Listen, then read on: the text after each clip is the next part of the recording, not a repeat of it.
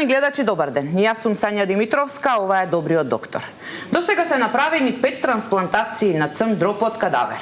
Колку ова ја враќа довербата на пациентите во здравствениот систем? Кога ќе започне трансплантација на црн дроб од жив донор? Мој денешен гостин со кој ќе разговараме на оваа тема е професор доктор Светозар Антовик, дигестивен хирург и декан на медицинскиот факултет при УКИМ. Доктор Антовик, добре дојдовте во Добриот доктор. Добар ден, Сања. Одамна не сум бил во вашата телевизија. Поздрав за сите гледачи. Мислам дека 3 години веќе поминаа како беше направена првата трансплантација на црн дроб. Сега веќе имаме 5 пациенти кај кои што е направена ваква интервенција. Пред 1 месец беше направена 5-та трансплантација. Како е последниот пациент кај кого беше направена оваа интервенција? Дома во, да речем, одлична здравствена состојба, некако беше засенета оваа трансплантација од оној трагичен настан што се случи нели во Кочани. Баш во тој момент и ни лежеше пациентот на клиниката. Веднаш потоа некаде и го испуштивме. Искрен да бидам, мислам дека ова е трансплантација која што навистина го прави целиот тим горди. Ова беше исклучително тежок пациент со мелт скор 28. Вака за гледачите да објасниме, пошто бројката сигурно ништо не им значи, но пациент кој што доколку не беше трансплантиран, веројатно прогнозата за живот е 6 месеци, во исклучително една тешка здравствена состојба.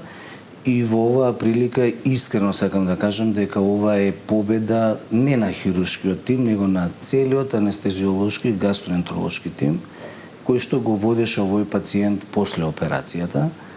Постоперативниот тек кај вакви пациенти е толку тежок и сложен и навистина да го изводите тој пациент е нешто што се мери со врвна медицина, која што ја секој сум викал ја има во нашата земја. Треба само да се негува и да се вложува. Без задоволен медицински кадар, знаете, не можете да ги чекорите оние чекори кон врвна медицина кои што се потребни. Тоа ќе го збориме секако малку подоцна во емисијата, имајќи во предвид што споменавте дека веќе е дома пуштен на домашно лекување, тоа значи дека е во добра здравствена. Како се останатите 4 пациенти? Доаѓаат ли тие на контрол? Технички се 4 пациенти. Ја во една прилика истекнав. За жал, првиот пациент што го трансплантиравме веќе не е со нас. Он после година и пол од трансплантацијата направи хронично отфрлање на црниот дроб. И 4-та трансплантација уствари беше ретрансплантација на тој пациент. Навистина многу се боревме, меѓутоа знаете како поминува времето, ќе се соочуваме и со хроничните проблеми на еден трансплантационен програм, а еден од тие е буквално отфрлањето на органот. Црниот дроб има таква несреќа да е орган кој што најлесно го отфрла организмот и тука онаа терапија, колку и да е совршена во моментот во светот, не ги дава секогаш 100% тие резултати. Така да тоа се случи после година и пол кај него и ако му дадовме уште една шанса, го ретрансплантиравме и беше добра таа трансплантација, сепак не е со нас. Другите се во добра здравствена состојба и она што сакам да го истакнам е дека ако на почетокот имавме проблеми со пациентите, нели одбива, им беше страв да се трансплантираат, што и некако очекувано и нормално, бидејќи се први.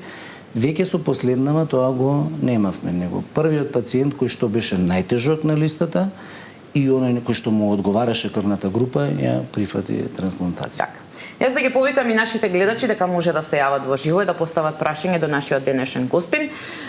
Еве споменавте дека нели се плашат, почнала во 2022 трансплантацијата.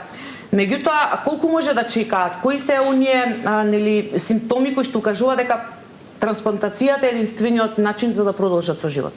Цела наука е тоа што се однесува во гастроентерохепатологијата. Интернистите живеат со тие пациенти, многу пати сум истакнал.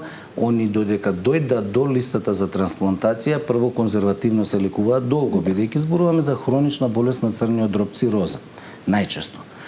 Така да, кога ќе влезат веќе во листата, влегуваат на една поинтензивна конзервативна терапија и она што се случува е гастроентеролозите со таа терапија може да ги симнат ниско на листата, да не функционира терапијата, да се таа е динамична листа. Меѓутоа, откога се веќе на листата, имаме индикација за трансплантација. И тоа е точно параметар одреден според еден скор, MELD скор.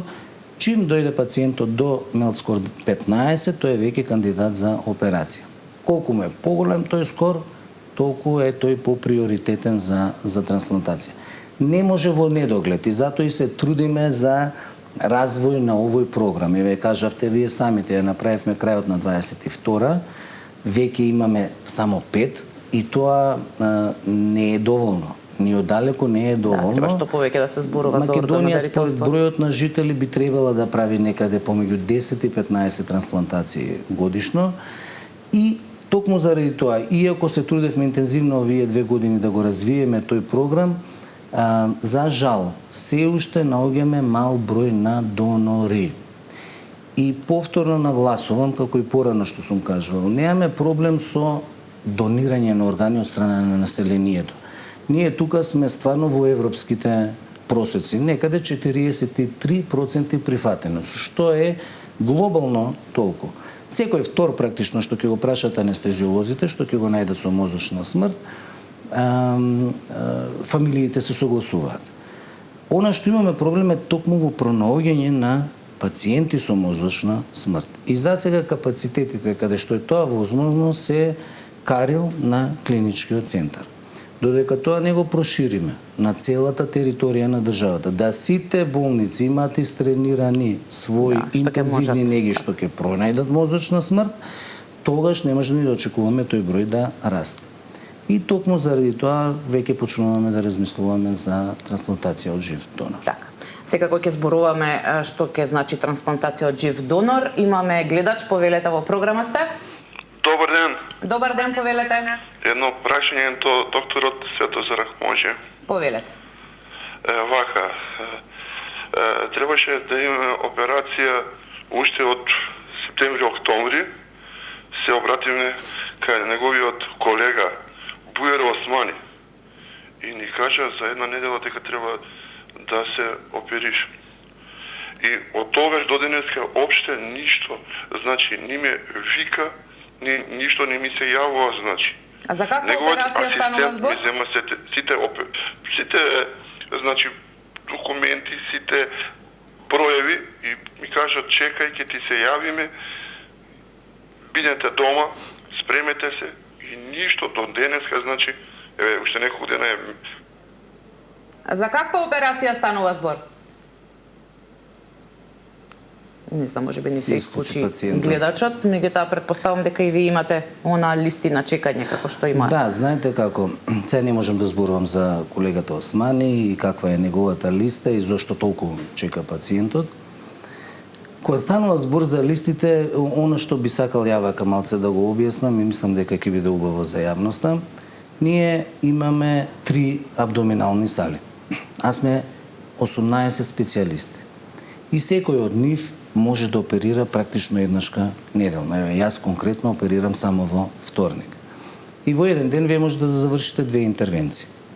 Особено ако работите потешка хирургија, ако работите онколошка хирургија, карциноми. Така да невозможно е физички да ако некој сака баш јас да го оперирам или некој од моите колеги, да он тоа го направи во многу брз рок. Меѓутоа, стварно зависи од типот на операција. Оно што се трудиме онколошките пациенти најбрзо што може да бидат оперирани, бидејќи тие стварно немаат време многу за чекање. А додека оние што се хронични болести, особено херни, кили, нели, операции на жолчно кесе, тие не дека се помалку важни, меѓутоа навистина може малку подолго да чекаат. Разумно, ако се менаџира таа листа, ја мислам дека не би требало предолго да поминува некој пациент на таа. Да, во секој случај нека се обрати повторно кај докторот. Жива материја и тоа и јас тоа би го советувал пациентот да се повторно појави, да не случајно воопшто не е ни планирано, особено што ме каже дека чека од септември, значи од минатата година. Ние секако некако на крајот од годината ги ревидираме тие листи и почнуваат од почеток, дека да е најубаво да се види со доктор. Имаме гледач, повелете во програма сте. Докторе, добар ден. Добар ден, повелете.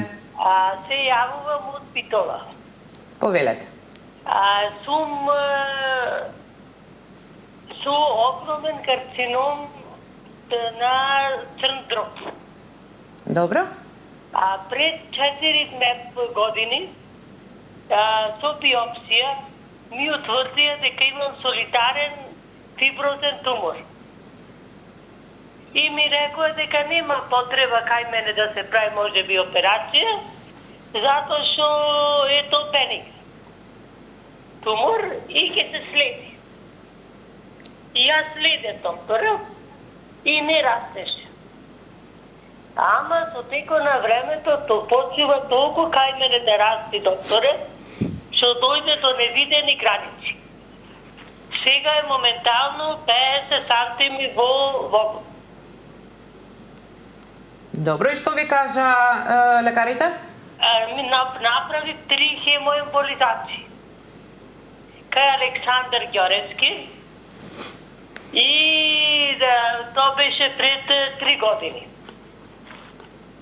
И немаше подобрување никакво. Доктор Караджов ги собра сите консилиум направи на сите доктори и сите рекоа дека кај мене не може да се изборувам до пред 4 години. Дека не може никако да се направи ништо.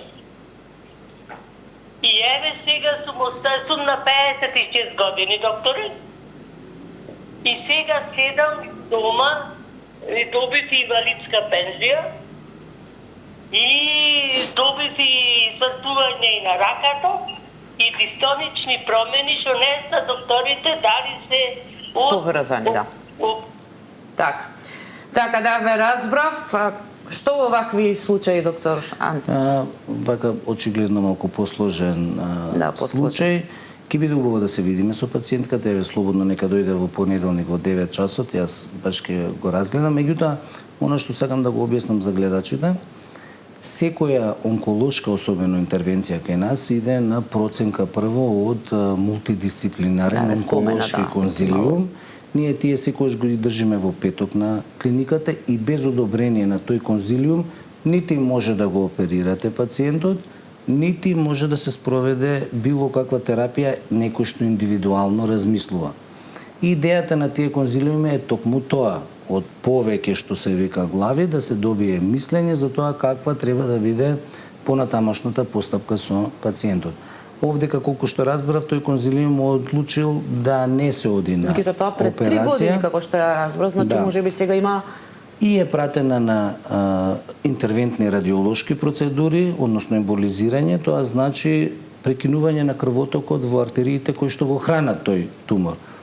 Предпоставам дека не го намалиле, ама очигледно барем го сопреле во растењето. Но нека дојде пациентката зубово да видиме зашто се... Да се види, сепак се поминати 3 години од тој конзилиум, можеби има некои промени во работите. Еве се надевам дека нашата гледачка го слушна одговорот на доктор Антовик и да се јави на клиниката за дигестивна хирургија во понеделник. Имаме гледач, повелете, во програма сте?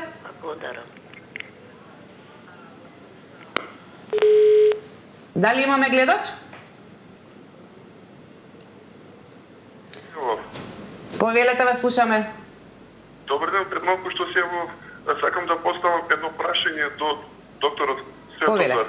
Повелете. Вака, објаснив дека Велка Бујар Османи пред 7-8 месеци, значи. И ми кажа за една недела дека ќе ме повика.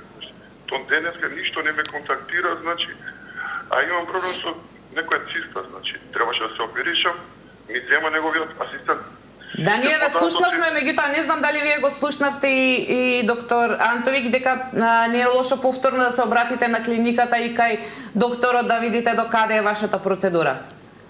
Значи, ќе се обратам, значи неколку пати го обадиме на клиника, не можеме, значи не е достапен, значи нема кај да се обратиме, значи неговите колеги што се замените на смината ми велат, одите кај докторот, имате податоци. Не знам што да работам, дали да одам кај директорот, дали треба да се имам здравство се, значи платено, значи уредно, дали треба да платам приватно, па да ме оперишат. Не знам, значи 8-9 месеци значи се мачам, значи ова е катастрофа држава, значи. Така. Ништо тогаш да го решиме вака проблемот. Еве повторно нека дојде пациентот кај мене во понеделник во 9 часот, ќе ми се представи, па ако толку веќе чекал кај колегата доколку Османи, навистина еве не може да го или ќе направиме ние обид да го тоа убрзаме, или јас ќе го преземам и тоа е Така. таму. Еве се надам дека сега го слушна одговорот нашиот гледач. Да се вратиме на трансплантациите. Доктор Антовиќ, која е разликата вие што го гледате како како хирурзи, меѓутоа и кај пациентите кај кои што веќе е направена трансплантација, нели велиме проводат конзервативно, се додека стигна до тој степен за да треба трансплантација, меѓутоа што после трансплантацијата, колку им се менува животот? Им се менува драматично на подобро, меѓутоа ја повторно ќе кажам, трансплантацијата не е излекување.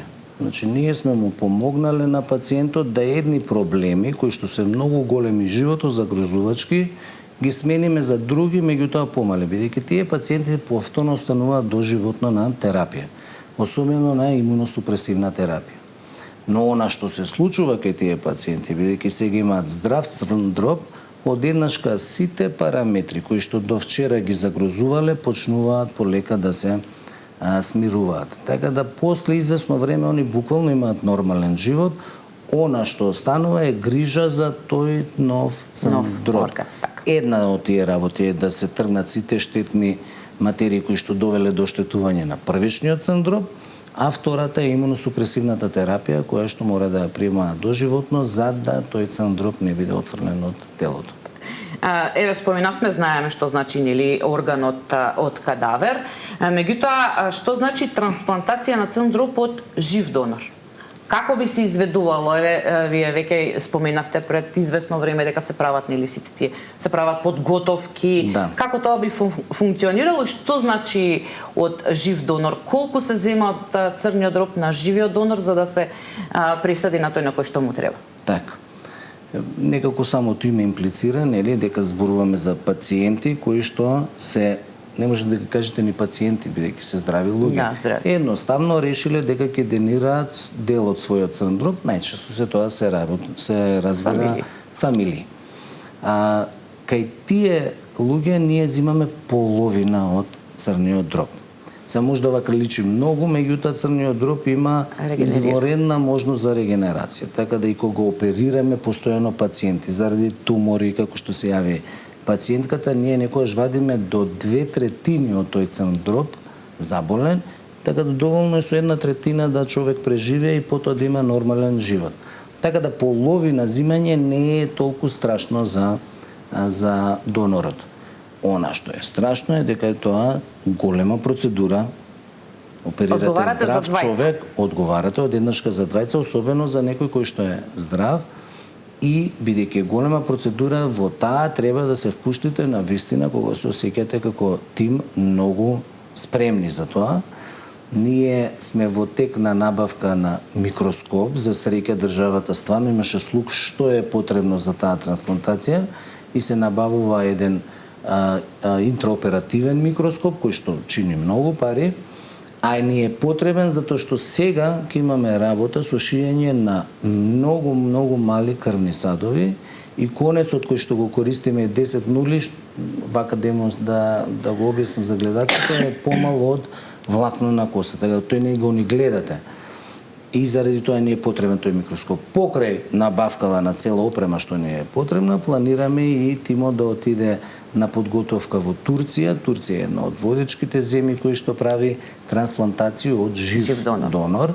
Така да повраќањето таму се надевам ќе бидеме спремни да тоа го направиме. Ако тоа успееме, значи значително ќе ни се зголеми оној процент на органи кои што ни се достапни за третман на нашите пациенти. До сега, затоа што нема доволно кадавери, голем дел од тие пациенти идат во Турција на трансплантација, тоа фондот го плаќа многу пари, така да, иако се инвестираме повеќе пари, тоа верувате сигурно ќе се врати многу брзо за една година назад во буџетот. Ќе се вратиме повторно на трансплантацијата од жив донор. Имаме гледачи, повелете во програма сте? Така да ме поврзите со докторот. Повелете во програма сте, повелете. Добар ден. Добар ден, повелете. Симон Чочек од Охрид. Добро. бев пациент од господинот доктор. Он не го свежи. Многу добар сум. Само да го познам.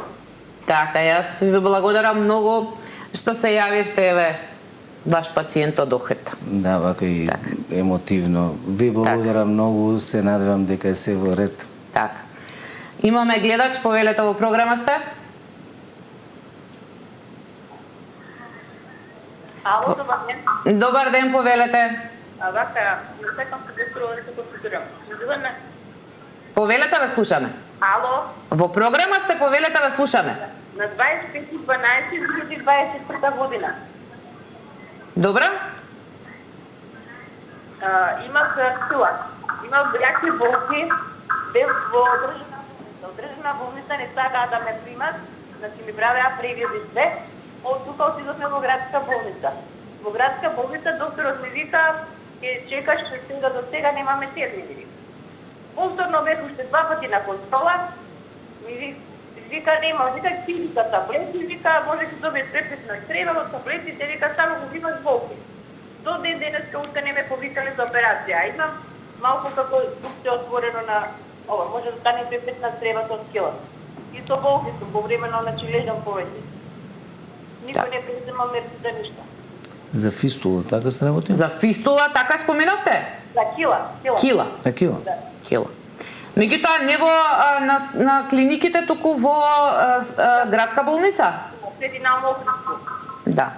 Да, во секој случај доктор Антовиќ не работи таму, меѓутоа еве зборевме за кила, но кога ќе се искомплицираат работи или кога имаат болки, дали тогаш се поместува листата, односно можеби Килите, знаете како, може да ги носите со години, да не направат никаков проблем. Она што е проблематично и зашто у крајна линија ги оперираме пациентите е дека и тие имаат своји компликации, едно од тие е да се вклештат. Вклештена кила е веќе итна состојба. Тоа е нешто што се оперира веднаш во текот на ноќта најчесто. Не верувам дека такво нешто се случило кај пациентката. Да. Инаку килите и жолчните кесиња се најчестите операции кај пациентите. Реално не се супер итни, меѓутоа во еден разумен рок, особено ако се јавила на лекар. Да, меѓутоа можеби не треба да чекаат да им се јават на телефон, туку повторно да се... дека малку почесто треба да одат на посета кај тие доктори, пошто верувајте, некогаш работите и се забораваат, се губат. Убаво е да се појават кај докторот што иницијално ги гледат. Да. Ја инаку сосема ги разбирам и ми е драго што луѓето уопште идат на доктор. Она што ние го имаме како проблем со кили, најчесто не одење кај доктори, па оперираме така бизарни случаи на херни. Да, еве, нашата гледачка, доколку се уште е нели на линија, да се повторно обрати до болницата кај што била, за да види дали е на листата или можеби треба повторно да го побара лекарот што ја примил. Имаме гледач, повелете во програма сте? Добар ден. Добар ден, повелете. Повелете, ве слушаме. Имам прашање. Повелете. Едно прашање имам до докторот. Повелете, во програма сте. Имам на джигерот, на црниот джигер. Кинокок, ова што е. Не го отстрануваат бе во Скопје за операција. Ми рекоа дека не е на соодветно место, дека на главната артерија е. Јас имам болки. Што може натаму да се прави? Така. Јас ви благодарам за јавувањето. Ехинокок или кучешка тенија е баш наша болест. Тоа е медитеранска болест, ние сме ендемско подрачје за тоа. И у принцип многу ретко се наоѓа на место каде што не може да се хируршки пристапи. Црниот дроб е огромен и комплексен орган и навистина некогаш кога промените се наоѓаат до неговите главни структури е многу тешко да се интервенира. Некогаш и невозможно. И тоа се оние случаи кои што викаме дека се иноперабилни. Меѓутоа тие се најчесто резервирани за малигни пациенти, за пациенти со малигна болест, каде што треба да правиме ресекција, отстранување на црниот дроб. Кај кучешка тенија тоа скоро никогаш не е индицирано, така да ја мислам дека само се работи за искуство на докторот кој што ја гледал, така да е повторно поканал понеделник да дојде пациентката да видиме За да се види дали е навистина на такво место како што и кажале дека не може да се оперира. Имаме гледач, повелете во програма сте? Повелете, ве слушаме. Добар ден. Добар ден, повелете. Јас сум пациентка од Штип, што сакам само да му се заблагодарам на докторот. Значи, вие сте пациентка на нашиот денешен гостин. Да. Така. Јас се викам Лилијана Шалев. Колку што слушнав Лилијана, тоа се слушна од Штип, меѓутоа еве е ваша Многу пациентка. ја благодарам за јавувањето, верувајте, не постои нешто поубаво кога ќе го чуете ова. Сите што влегле во медицината со искрена љубов према медицината, тоа е она што сакаат да го кој ќе ги доживеат. слушнат пациентите Нема пари по тоа. кои што тоа може да ви го замени. Еве и благодариме на гледачката за јавувањето, да вклучиме уште еден гледач, повелете во програма сте. Повелете, ве слушаме. Ало, добар ден. Добар ден, повелете. Ако сум јас. Да, во програма сте, повелете. Имам 78 години. Добро. Друг кадов.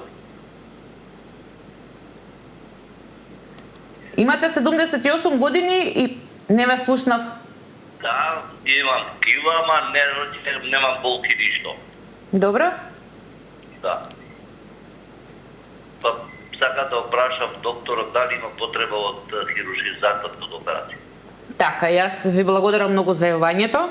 Кажавме кога е сериозна килото, меѓутоа еве сака да си знае нашиот гледач. 78 години е возраст која што ние веќе ја сметаме за навистина напредната возраст. До 75 е некако оној катов кога сите пациенти се кандидати за хирургија. Над 75 навистина правиме убави предоперативни евалуации и подготовки доколку е потребна интервенција, особено од анестезиолозите. Тамо е поголем ризикот од анестезијата отколку од самата интервенција. Тука треба убав еден преглед да видиме за каква кила се работи, колкава е, колкави се шансите да се таа вклешти, бидејќи има и конзервативни начини на третирање, не да се излекува, него да се менаџира, тоа се појаси и така натаму. Мислам дека кој од колегите се јави пациентот за преглед, дека ќе го добие соодветниот совет. Што е најдобро за него. Еве, јас се надевам дека го слушна одговорот, да вклучиме уште еден гледач, повелете во програма сте. Ало? Да, повелете, ве слушаме. Дали сум јас Марија? Да, во програма сте, повелете. Голем поздрав до вас и до докторот. Ви благодарим. Имам проблем. Само ако може да го намалите звукот на телевизорот. Добро, сега.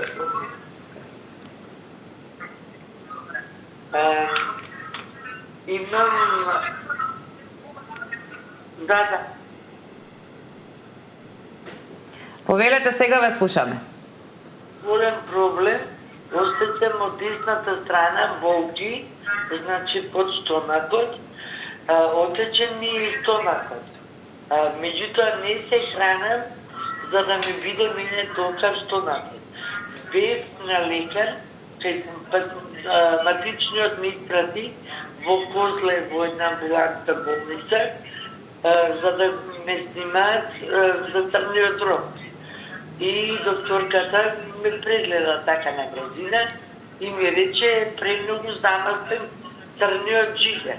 Ја имам болки, значи. Ќе ме фатат напади, таа страна си ја држам вака, става ми ракија, пием саламарин, апчиња.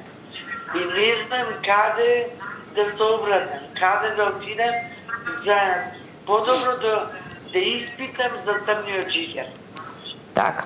Јас ви благодарам многу за јавувањето. Ние имавме од гастроентерохепатологија баш гостин на оваа тема, нели, замастен црн дроб. Што значи тоа? Меѓутоа, еве, ова не е вашиот домен, нели, хирургијата, меѓутоа тесно поврзани со интернистите, меѓутоа тоа е така еден од сериозните модерни проблеми тој заместен црн дроб е причина зашто голем дел дури од пациенти со мозочна смрт не може да бидат донори, бидејќи не е соодветен црниот дроб. Дури и причина веќе и за трансплантации, да они дојдат во потреба за трансплантација. За среќа, тука има добри начини на третман и лекови и хигиено-диететски. И најдоброто место да се обрати пациентката е токму клиниката за гастроентерохепатологија во Скопје, каде што има баш така убав хепатолошки оддел, ќе ги добие сите потребни совети. Да, и што понатаму. И да вклучиме уште еден гледач, повелете во програма сте. Повелете, ве слушаме. Ало, добар ден. Добар ден, повелете. И јас по едно прашање до докторот, а и како водител на емисијата до вас, малку е надвор од темата, сакам да прашам. Сопругот имаше преглед, има проблем со едното око, па некоја тупка нешто му се појавило, треба да се оперира. Во државна болница му рекоа дека тука нема место, не може. Тоа ние сме здравствени работници, плаќаме здравство. 10 години и молим да се преземат некои мерки, значи нема место. Може да одите на приватно. Значи операцијата треба да се направи. Во државна нема место. Треба да одиме на приватно. Ве молам за одговор. Така, јас ви благодарам многу за јавувањето. Сакав да ви поставам едно прашање околу трансплантациите, меѓутоа веќе се надоврза нова наша гледачка, како да ја стекнеме довербата во здравствениот систем, ако еве и самата спомена е здравствен работник, меѓутоа и вела дека нема место, одете на приватно. Ова беше и за офталмологија, колку што Да, за офталмологија, меѓутоа еве знаете како? Од каде да почнете да ги решавате проблемите во нашата држава? Оно што е најголемиот проблем е дека сите пациенти на крај некако се концентрираат во клиничкиот центар. И тоа е заради тоа што на територијата на државата немаме добра мрежа на здравствени установи и соодветен здравствен кадар кој што ќе ги покрива потребите на населението. И е неверојатно колку и со колкав капацитет да работи клиничкиот центар, дека може сите да ги обслужи. Например, 3-4 прашања беа за кили. Тоа не би требало да се поставува како прашање, да речеме, за терциерно здравство. Да. Тоа не е навистина сериозна операција која што бара на тој начин експертиза и тоа се операции кои што во еден добар здравствен систем сите би биле оперирани на секундарно ниво. Тука е главниот проблем. Сега, тој проблем е поврзан прво со инфраструктура на тие здравствени установи надвор од Скопје, второ со желбата пак на сите доктори да работат во единствениот клинички центар. Второво некако е разбирливо, заради тоа што ако сте се запишале на медицина, па сте студирале 6 години, па сте специализирали уште 6 години, сакате на крај да работите во врвната установа, меѓутоа не може сите. И некако дури и докторите кои ќе се вработат во матичните болници во другите градови, пак остануваат со таа желба и цела малтане своја кариера ја поминуваат во обиди да се на крај префрлат. Реформите во здравството би требало да бидат буквално онака болни, за да ние направиме нешто по ова прашање, да имаме пациенти кои што помалку ќе чекаат и ќе ги добијат сите потребни здравствени услуги во своите градови, а да се со одличен резултат. И секако, во секој случај, гледачката може треба да се обрати до директорката на клиниката за офталмологија, бидејќи не може да се каже нема место, туку постојат листи на чекање. Предпоставувам дека ќе го добие од таму најсоодветниот одговор, ако не постои државниот санитарен и здравствен инспекторат каде што може да реагираат за тоа што им е кажано. Бидејќи имам уште неколку минути до крај, она што сакам да ве прашам, споменавте нели дека и за трансплантацијата од жив донор ќе испратите ваши колеги лекари кои што ќе одат на едукација. Колку е важна едукацијата и колку е важно она што се случуваше пред десетина дена, нели оној симпозиум што го имавте како Македонска асоциација на абдоминални хирурзи, каде што вие сте председател, да дојдат нели ваши колеги, познати доктори од странство и да се разменат искуства за темите кои што вие ги работите, ги обработувате. Многу. Знаете, трансплантацијата е еден од оние маркери по кои што се мери трансплантацијата на црн дроб, по кои што се мери развиеноста на здравствениот систем. И ние со самото тоа што тој маркер го штиклиравме во 2022, некако не стави на мапата онака на земји кои што тоа го прават, одеднашка станавме вака малку поинтересни и за светот.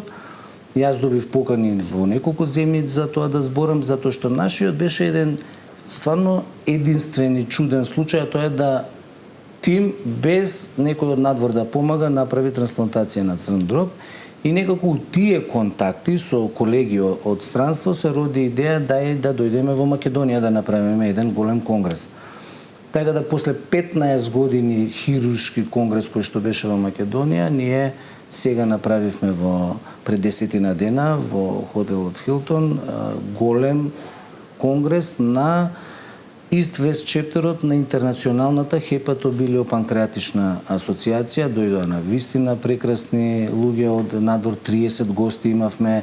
Дојде професорот Сири Вардена од Лондон, кој што беше председател на Интернационалната. Знаете, тоа е многу важно. Конечно во Македонија да новите млади генерации растат со професори кои што ги гледаат дека предаваат на такви конгреси, дека некој ги поздравува на тие конгреси. Тоа е многу битно за самодовербата на младите луѓе. Знаете, да не се осеќаат индиферентно, да се осеќаат дел од светот. И кога разменувате искуства, тоа е единствениот начин да бидете во чекор со времето. И еве уште од сега да најавам, сето ова вроди да во Минхен пред неколку месеци изгласа да наредниот Европски конгрес на дигестивна хирургија биде токму во Скопје, така да 2026 ќе имаме уште поголем конгрес. Е ова потик да работиме повеќе. Така. И на самиот крај, еве да ве прашам, се е тоа убаво нели кога младите доктори ќе слушаат од такви еминентни личности и предавања, меѓутоа колку е тоа доволно таа само почит и само доверба за да останат во земјата, а да не ни бегаат надвор. Сепак сте и декан на медицинскиот факултет, па како да ги задржиме младите надежни кадри да останат кај нас? Само со развој, само со услови дека тука ќе може прво да се вработат. Знаете, кај нас ние немаме проблем со студенти. Се уште на медицина се запишуваат рекорден број на студенти во прв уписан рок. Она што се случува е дека од кога ќе завршат, ќе ги изедуцираме, не може да се вработат во земјата и после бараат чарен надвор. Меѓутоа, ова е глобален феномен. Не е поврзан само за Македонија. Знаете, Германија нема доктори, Британија нема доктори. Според новиот регистар на Британија, половина од докторите што работат во Британија се тренирани надвор од Англија. Така да тоа е глобален феномен со кој што и по-развиени земји тешко се носат. Кај нас е само таа миграција економска. Луѓето одат за да најдат работа. Но знаете како цело време, иако се младите најважни, оно што ние имаме акутен проблем, кој што јас го лоцирам, тоа е да ги задржите постојните кадри. Нас не ни да само младите, заминуваат врвни професионалци во своите најдобри години, 40, 50, така, дали во приватните болници, дали надвор заради и економските услови, и условите за работа, така да покрај младите, оно што мислам дека треба да биде фокус прв е да се задржат постојните кадри во државното здравство, затоа што тоа не се кадри што вие можете да ги надокнадите за неколку дена, не може за неколку години за да се оформи. Еден добар специјалист е во своји 40 години и тој има 20 години позади себе тренинг, во кој што кога треба да ги даде резултатите, он одлучува да замине од државното здравство и тоа е исклучително голем губиток за оваа држава. Така.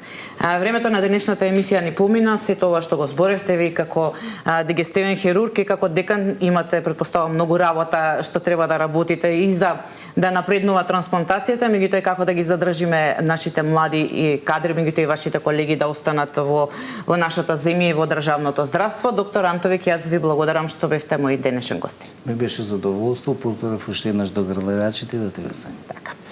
Почитувани гледачи, овде е крајот на денешното издание на Добриот доктор. Се гледаме повторно утре во истото време. Имајте убав ден, чувајте го вашето здравје и гледајте Сител. Довидување.